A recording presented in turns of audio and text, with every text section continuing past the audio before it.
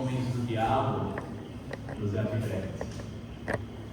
A Bíblia é a palavra de Deus. Quando a Bíblia fala acerca dos personagens que obtiveram o testemunho de agradar a Deus, a Bíblia nos instrui. Mas quando a Bíblia fala acerca de personagens maus, que não fizeram a vontade de Deus, ela também acaba nos instruindo. A pregação de hoje é biográfica. Nós vamos falar acerca de Judas Iscariotes, a história do discípulo que deu lugar ao diabo, e descobrir o que essa história tem a ver com a nossa vida e como Deus pode nos advertir de modo efetivo a partir do que vamos falar hoje. O propósito da pregação de hoje consiste em expor a trajetória de Judas Iscariotes e mostrar as lições práticas que podemos aprender a partir dessa trágica história. Essa é a história de Judas Iscariotes, nesse quadro que vocês estão vendo. Judas Iscariotes foi escolhido por Cristo. Ele recebeu o poder para pregar o Evangelho do Reino de Deus e curar. Judas acompanhou todo o ministério de Jesus. Era até mesmo o tesoureiro do grupo, mas em um dado momento de sua caminhada, ele deu lugar ao diabo. Tornou-se então uma pessoa avarenta, tornou-se falso e ladrão. Ignorou os avisos de Jesus, todas as indiretas que Jesus deu, que poderiam recuperá-lo. E ao ignorar todo esse conteúdo, traiu o mestre e, por fim, tocado de remorso, tirou a própria vida. Esse é um resumo da história de Judas Iscariotes, e para essa pregação nós vamos pensar em alguns momentos da vida de Judas Iscariotes. Judas o escolhido, Judas o evangelista, Judas o discípulo, Judas o traidor e Judas o desesperado. Primeiro momento da vida de Judas, Judas o escolhido, chamado por Cristo para ser apóstolo. Olha só, os evangelhos deixam claro que Judas foi um dos discípulos que Jesus escolheu. Algumas pessoas costumam dizer que Judas não foi escolhido por Cristo. Judas se ofereceu para seguir Jesus e Jesus acabou aceitando essas condições. Mas na verdade os evangelhos não dizem isso. Os evangelhos afirmam claramente que Judas Iscariotes foi escolhido como um dos 12 apóstolos. Tanto Marcos, como Mateus, como Lucas e João afirmam isso claramente. Cristo escolheu quem se tornaria o traidor. Veja, Judas não era traidor desde o ventre da mãe dele. Ele não era uma pessoa falsa desde o princípio, má desde o princípio. Foi uma pessoa que se perdeu no meio da caminhada. Como o Evangelho de Lucas vai dizer, ele se tornou um traidor pela sua vida. E isso não pegou Jesus de surpresa, tá? Olha só, João 6,64 diz que Jesus sabia desde o princípio que iria trair.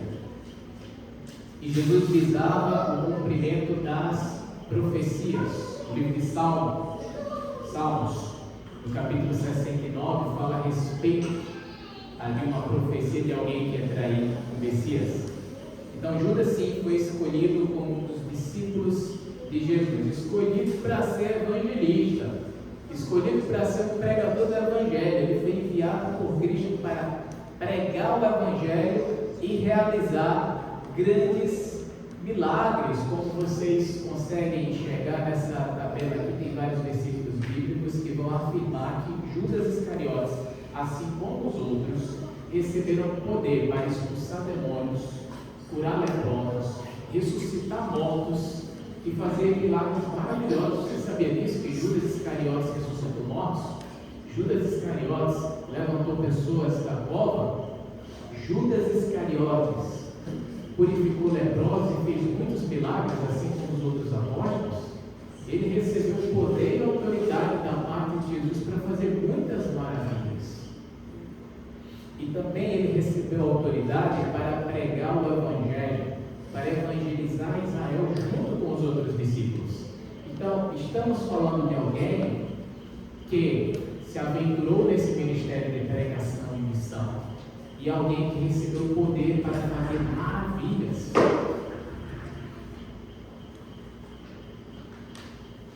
Próximo momento da vida de Judas, Judas o discípulo. Ele acompanhou todo o ministério de Jesus de perto. Ele vivia com Jesus todo o tempo. Para onde Jesus ia, Judas ia atrás. Os momentos mais marcantes da vida de Jesus, ele estava lá. Estava lá marcando presença, assim como os outros discípulos de Jesus. Os discípulos eram as pessoas mais próximas de Jesus. Eles acompanharam o Mestre de maneira integral. E Judas, por ser um discípulo dos apóstolos, teve esse privilégio de deitar e acordar com o Senhor Jesus.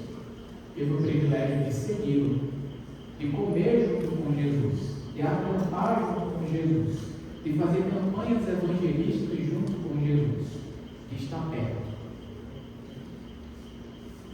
Esse quadro nos ajuda a entender? Veja só, os discípulos eram as pessoas mais próximas de Jesus. A multidão estava mais distante, porque não tinha acesso toda hora a Jesus. E os mestres da lei estavam completamente distantes. Mas os discípulos estavam sempre ali, sempre aos pés de Jesus, aprendendo, sendo acompanhados pelo Mestre, participando de sua vida. Olha só o privilégio que Judas Iscariotes teve. Judas, como discípulo de Cristo, ele viu inúmeros milagres. Ele viu o milagre da multiplicação de pães. Ele viu Jesus andando sobre as águas. Ele viu Jesus ressuscitando Lázaro. Ele viu todos esses milagres maravilhosos. Ele participou de todo o ministério de Jesus. Conviveu com Jesus. Ouviu os melhores ensinos, as melhores pregações do mundo. Judas Iscariotes ouviu. Mas mesmo assim, ele se tornou traidor. Vendeu Jesus por 30 moedas de prata. E essa é a derrocada de Judas. Ele se tornou o tesoureiro do grupo. Até aí, tudo bem. Mas em um dado momento de sua vida, ele deu lugar ao diabo. Ele deu a oportunidade do diabo atuar no seu coração, atuar na sua vida. Mas ele era pregador do Evangelho. Ele ressuscitava mortos. Ele curava leprosos. Ele ouvia as melhores pregações do mundo. Ele estava com Jesus a todo tempo, não é? Sim, mesmo assim ele deu lugar ao diabo. Não porque ele foi predestinado a isso, mas porque ele se descuidou de tal maneira que o diabo entrou em Judas, assim como os evangelhos vão destacar. E ele tornou-se avarento, ladrão, ele roubava o dinheiro da bolsa. Ele se tornou falso, desprezou os avisos de Jesus. Jesus disse em um determinado momento: ai daquele por quem o Filho do Homem está sendo traído. É melhor que ele nunca tivesse nascido. Judas ouviu isso. Mas esse recado de Jesus entrou por um lado e saiu por outro. Ele ignorou completamente esse aviso. Jesus disse: eu escolhi vocês em número de 12, contudo um de vocês é o diabo. Essa era a hora de Judas chorar. Essa era a hora dele se arrepender e dizer: Senhor Jesus, eu estou realmente me perdendo. E estou assumindo esse papel de ser o diabo no meio dos discípulos. Eu não quero isso para mim. Essa era a hora dele se arrepender. Ou quando Jesus disse para ele: o que tens para fazer, faça depressa. Ele poderia interpretar essa mensagem de duas maneiras. Ok, eu preciso trair Jesus depressa, ou parar para pensar: o que eu tenho para fazer mesmo? Eu tenho que me arrepender. Mas isso não passou pela cabeça de Judas. Ele desprezou os avisos de Jesus e traiu Jesus por dinheiro. Isso nos leva à última fase da vida de Judas Iscariotes.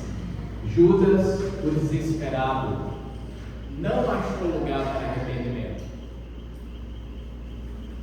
E aqui está o texto referido pelo irmão José Newton. Depois que Judas traiu Jesus, vendendo Jesus por 30 moedas de prata, e quando Judas percebeu que havia participado da condenação de um inocente, ele se sentiu mal. Ele foi tocado de remorso. Remorso não é o mesmo que arrependimento, tá?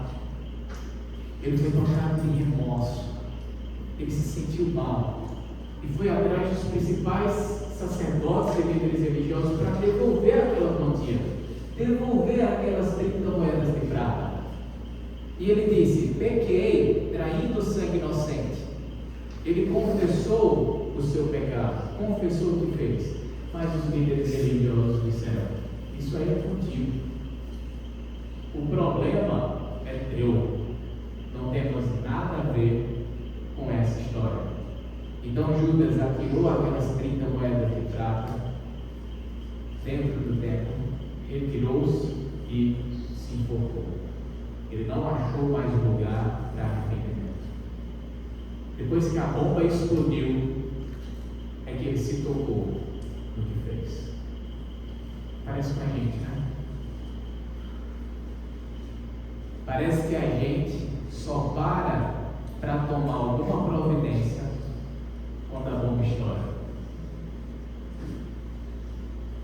Eu falo isso por mim, certo? Eu tenho um problema na ATM. Eu sabia desse problema desde 2015 e não tratei. É quando a bomba estourou que precisei ir até o hospital. Gastei muito mais dinheiro do que poderia ter gastado antes, mas parece que a bomba precisou explodir para eu tratar esse problema de saúde. E parece que isso se aplica em nossa vida, não somente na área da saúde. Conheço muitos casamentos que poderiam ser salvos se pedissem ajuda antes, se pedissem apoio antes. Mas muitos casamentos estão se deteriorando aos poucos, porque as pessoas estão vivendo em casa nesta situação e não param para pedir ajuda, não pedem aconselhamento, não buscam quem pode ajudar a resolver. E muitas vezes esses casamentos que estão sendo destruídos, eles só vão buscar ajuda, esses casais só vão recorrer a alguém quando a situação já está à beira do precipício. Quando tudo está tão deteriorado que recuperar é muito difícil. Não seja como Judas. Não seja. Muitas pessoas percebem que estão fracos na fé. Muitas pessoas percebem que estão desanimados espiritualmente, mas não buscam ajuda. Muitas pessoas percebem que estão em pecado, precisam tratar essa situação, precisam resolver, mas não confessam o pecado, não buscam ajuda, não vai atrás e deixa esse pecado contaminar a sua alma completamente, deixa o desânimo abater a pessoa completamente.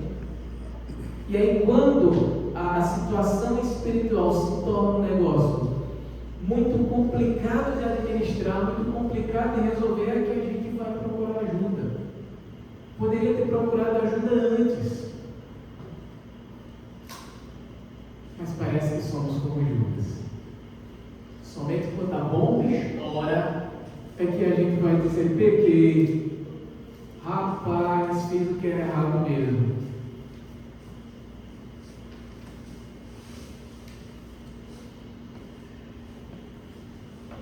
Veja só como esse quadro nos ajuda a entender essa história. Judas foi tocado de remorso.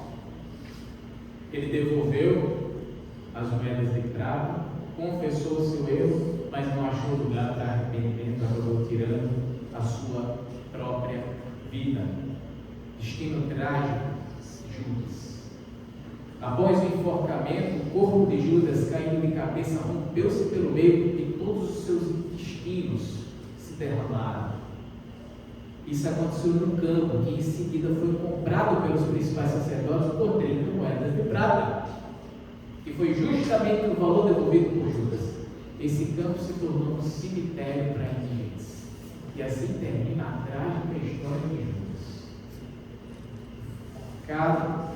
A corda se rompeu, seu corpo se rompeu e seus restos mortais foram parar nesse campo que virou cemitério. Que história trágica, que história difícil.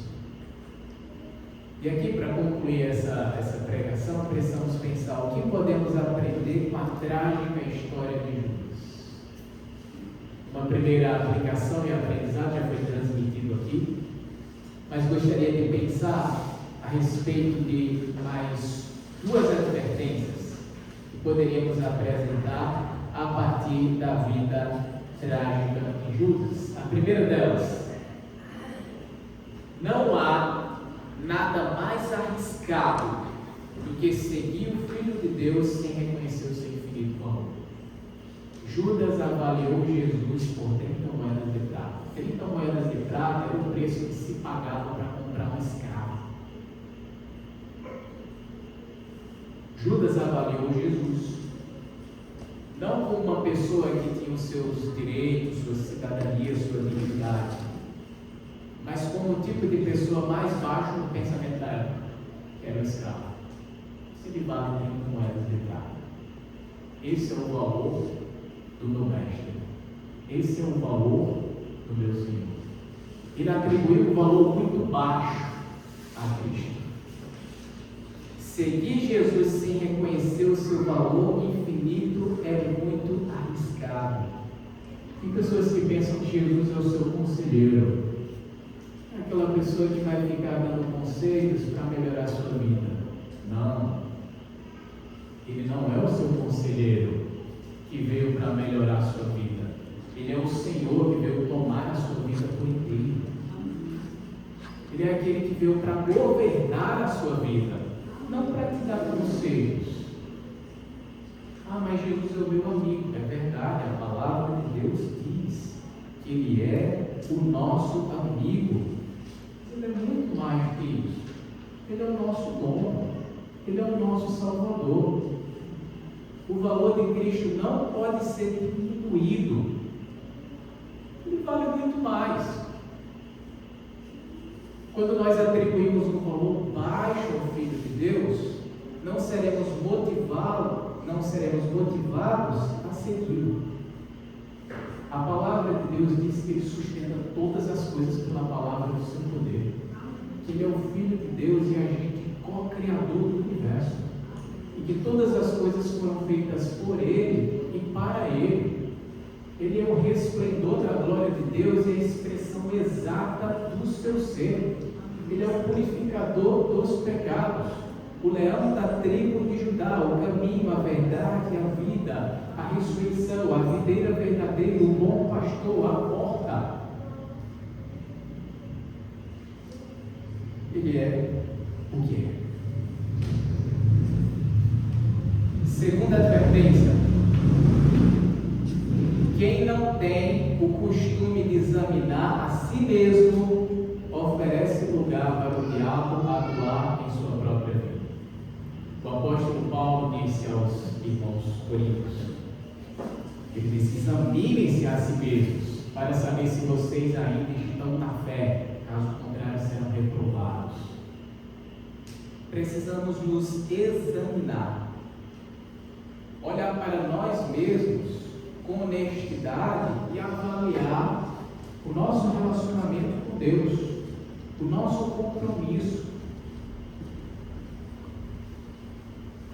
Precisamos olhar para nós mesmos com honestidade para descobrir o que há de errado. Às vezes colocamos muitas coisas debaixo do tapete.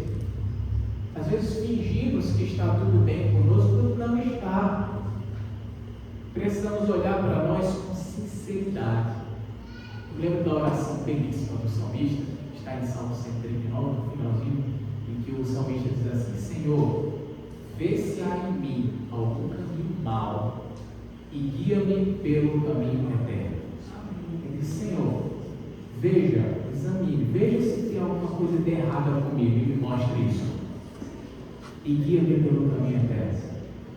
Que o Senhor me examine, me avalie, me exponha para mim mesmo, para que eu consiga ver, um exame honesto, o que há de errado comigo, para que eu possa mudar, para que eu possa me arrepender, para que eu possa te seguir, reconhecendo o seu infinito valor. Judas não examinou a si mesmo, deu lugar para o diabo foi corrompendo a sua vida, destruindo a sua vida até chegar no outro estágio, e ele simplesmente deu lugar para que isso acontecesse.